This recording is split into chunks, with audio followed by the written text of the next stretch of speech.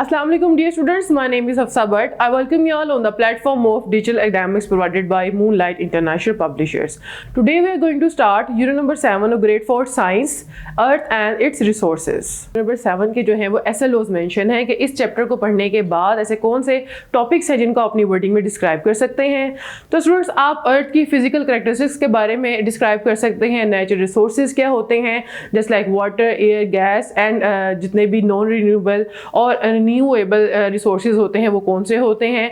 इसके अलावा जो इम्पैक्ट है ह्यूमन की एक्टिविटीज़ का वो इन रिसोर्सेज के ऊपर क्या है, और डिफॉरेस्टेशन क्या होती है, और इसका जो इम्पैक्ट है नेचुरल रिसोर्सेज पे वो क्या है। इस सब को आप जो है वो स्टडी करेंगे इस चैप्टर के अंदर और अपनी वर्डिंग में इस चैप्टर को पढ़ने के बाद डिस्क्राइब कर सकते हैं।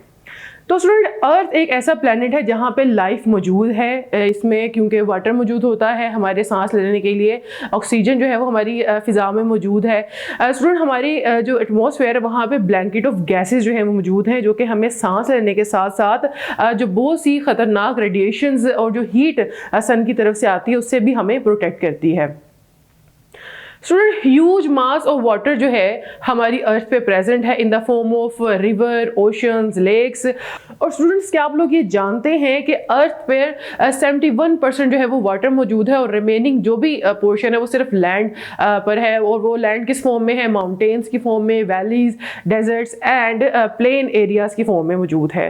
स्टूडेंट्स हमारी एटमॉस्फेयर में दो इंपॉर्टेंट मेन गैसेज जो है वो मौजूद होती हैं, एक नाइट्रोजन जो कि 78% मौजूद होती है और एक है ऑक्सीजन जिसको हम अपनी ब्रीथिंग के लिए इस्तेमाल करते हैं, इनहेल करते हैं, वो 20.9% हमारी एटमॉस्फेयर में मौजूद होती है। इसके अलावा अदर गैसेस भी मौजूद हैं जो कि बहुत कम अमाउंट में है, just for example carbon dioxide, water vapours, dust particles etcetera.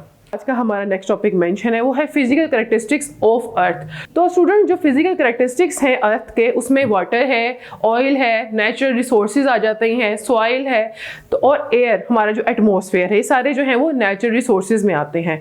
तो स्टूडेंट जो वाटर है हमारी अर्थ में मौजूद तो तकरीबन 97.5% जो है वो सॉल्टी है, सलाइन है और वो ज़्यादातर समुद्रों में पाया जाता है। आप लोग ये जानते होंगे कि जो समुद्रों में जितना भी पानी या ओशंस में जितना भी पानी मौजूद है वो सारा सॉल्टी है और उसमें जो सॉल्ट की अमाउंट है वो बहुत ज़्यादा है, वो हम अपने डेली लाइफ के यूज़ के लिए इस्तेमाल नहीं कर सकते। लेकिन जो फ्रेश वाटर बॉडीज़ हैं जैसे फॉर एग्जांपल हमारे पास स्ट्रीम्स हैं, river, lakes and ground water जो है ये सॉल्टी नहीं होता और इसको हम फ्रेश वाटर कहते हैं। और इसको जो है वो अपनी डेली लाइफ रूटीन में जो भी हम अपने वर्किंग के लिए हमने पानी का इस्तेमाल करना होता है, ड्रिंकिंग के लिए, वॉशिंग के लिए हम जो पानी है वो फ्रेश वाटर को यूज़ करते हैं।